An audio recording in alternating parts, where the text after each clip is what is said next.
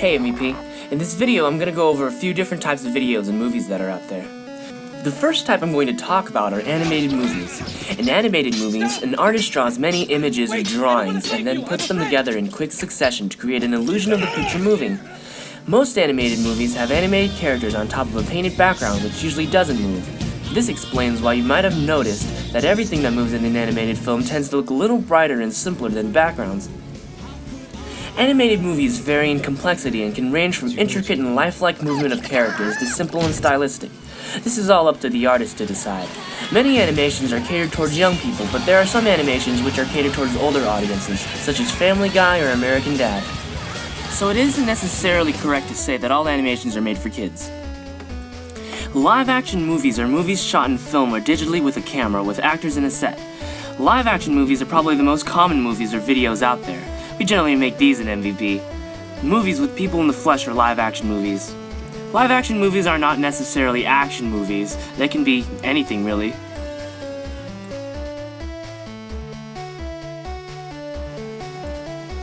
Stop-motion videos are another type of video or movie.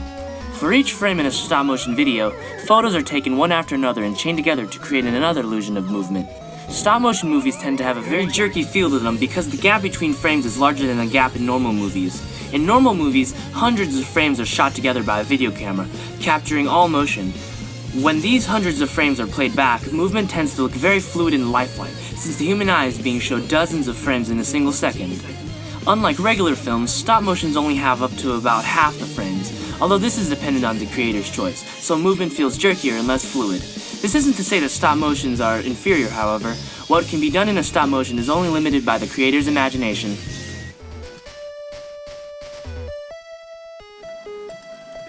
CGI movies, or computer-generated imagery movies, are movies created almost completely in computers. These movies have a much higher learning curve to create because they also require experience in 3D content creation programs.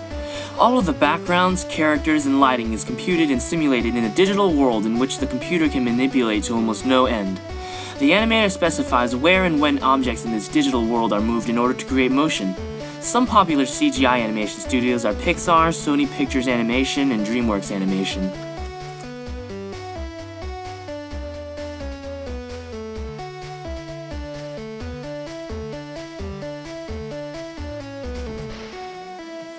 Movies aren't limited to only one of these formats. Most directors will include scenes in live-action movies which rely on CGI content, such as James Cameron's Avatar or The Matrix. A good example of the fusion of live-action and animation is the music video for a-ha's Take On Me. In this music video, there are live-action shots imposed onto animated backgrounds. Take a look.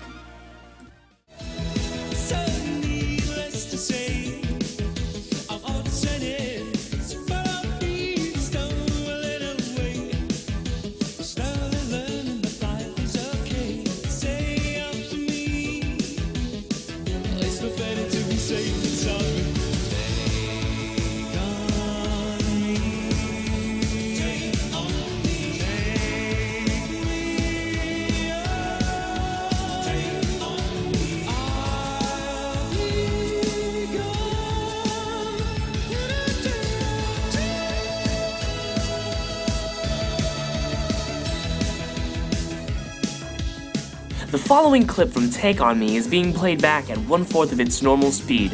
This should show how each frame is drawn one after another in an animated movie, as well as how video is composed of many frames played together quickly. Notice the variations in the sketches of the frames.